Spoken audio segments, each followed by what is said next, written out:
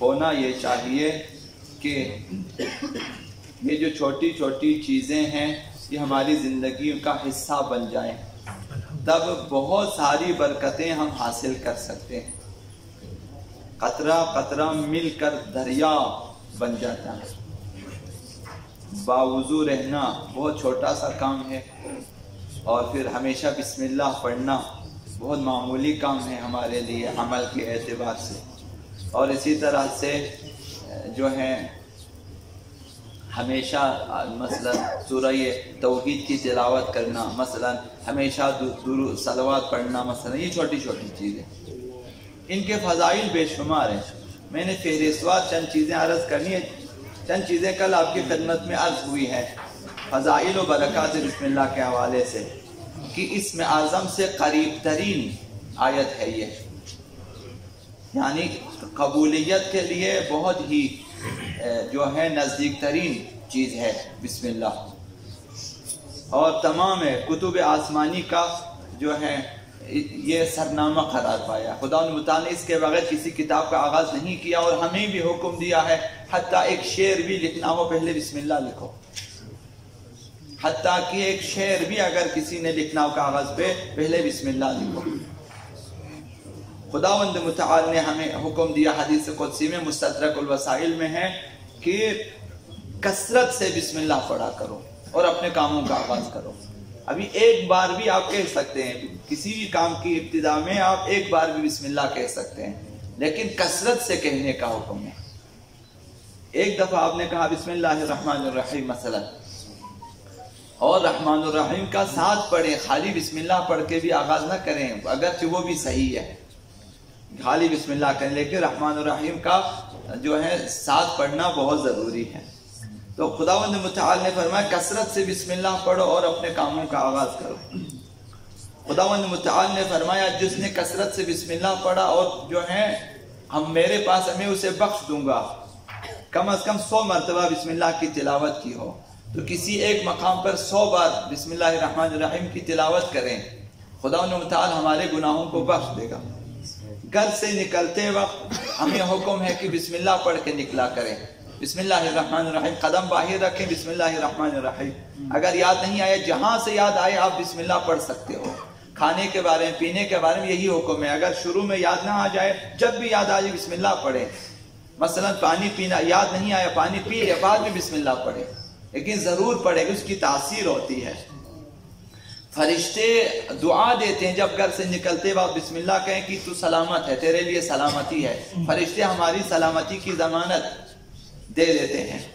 وضو کرتے وقت حکم ہے کہ بسم اللہ پڑھیں، جب آپ نے وضو شروع کیا کہیں بسم اللہ الرحمن، اگر یاد نہیں ہے درمیان میں بھی کہیں بسم اللہ الرحمن الرحیم، کہیں بھی یاد آ جائے بسم اللہ، تمام اعضائے جسم پاکیزہ ہو جاتا ہے۔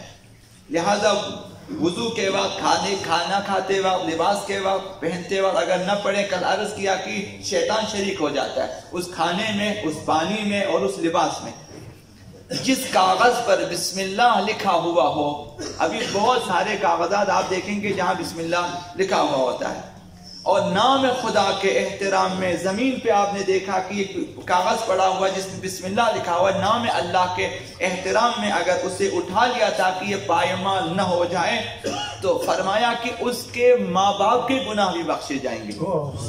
اس شخص کے ماں باپ کے گناہ بخشے جائیں گے کہ اس نے یہ خدا کے نام کا احترام کیا اور بسم اللہ کو مثلا زمین سے اٹھا لیا۔ یہ پیغمبر اسلام نے فرمایا۔ اور اسی طرح سے پیغمبر اسلام سے روایت ہے کہ بسم اللہ لکھا ہوا کاغذ زمین پر پھینکنے والے پر رسول اللہ خدا نے لعنت کی ہے، کہ اگر کسی کاغذ پر لکھا ہوا بسم اللہ، مثلا یہ بچوں کو سکھانے والی چیز ہے، بچے اسکول میں لکھ کے آ جاتے ہیں، پھر کاپیاں پھینک دیتے ہیں، مثلا جہاں وہ لوگ ہوم ورک کرتے ہیں، جہاں پہ مثلا تو یہاں پہ مثلا بچے کھیلتے ہیں، ہمیں بتانا چاہیے کہ خصوصاً وہ کاپیاں مثلا جو کتابیں جن میں مثلا آیات روایات وغیرہ لکھی ہوئی بسم اللہ، انہیں اٹھا کے رکھیں ایک جگہ کہ یہ پائمال نہ ہو جائے۔ تو کاغذ کا، جس کاغذ پر بسم اللہ لکھ احترام کرنے پر ماں باپ کے گناہ بھی بخشے جاتے ہیں۔ اسی طرح سے حضرت آقا رسول خدا صلی اللہ علیہ وسلم نے فرمایا سوتے وقت اگر کسی نے پڑھا بسم اللہ الرحمن الرحیم، یا کوئی مثلا زیادہ ٹائم لینے والا مثلا سیکنڈوں میں آپ پڑھ لیتے ہیں بسم اللہ الرحمن، توجہ سے بھی آپ نے پڑھا، قراءت کے ساتھ بھی آپ نے پڑھا، پھر بھی 1 منٹ نہیں ہوتا، پھر بھی کم ہے۔ سوتے وقت اگر کسی نے پڑھا بسم اللہ الرحمن الرحیم، پیغمبر اسلام سے روایت ہے کہ سانسوں کا بھی ثواب لکھا جاتا ہے۔ اب آپ کتنے گھنٹے سوتے ہیں اور کتنی مرتبہ سانس لیتے ہیں، ہر سانس پہ نیکیاں لکھی جاتی ہے، چونکہ بسم اللہ پڑھ کے سویا ہے۔ یہ صرف بسم اللہ کی فضیلت ہے۔ ابھی آپ باقی صورتیں بھی اگر پڑھ کے سو جائیں، فرمایا ہر اچھے کام کی ابتدا بسم اللہ سے کرے، خداوند اسے معاف کر دیتا ہے، اس کے گناہ بخش دیتا ہے۔ آپ نے کام کرنا، جو بھی کام ہو، لکھنا ہے، پڑھنا ہے، آپ نے کسی کی خدمت کرنی ہے، کھانا کھانا یا سونا ہے، جو بھی آپ نے کرنا ہے، بسم اللہ پڑھیں، بسم اللہ پڑھیں، خداوند گناہوں کو معاف فرما دیتا ہے۔ اور یہ بھی آقا امام صادق علیہ السلام سے روایت ہے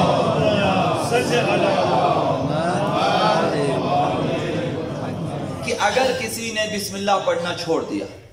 مثلا اہمیت نہیں دیتا، ابھی بہت سارے روشن فکر افراد پیدا ہوئے ہیں معاشرے میں کہ یہ کیا ہے، مثلا سمجھتے ہیں کہ یہ عربی میں کچھ لکھا ہوا ہے، اس کی کوئی تاثیر نہیں ہے، ان کے نزدیک بسم اللہ میں اور مثلا انگلش میں کچھ لکھا ہوا ایک ہی چیز ہے۔ تو فرمایا کہ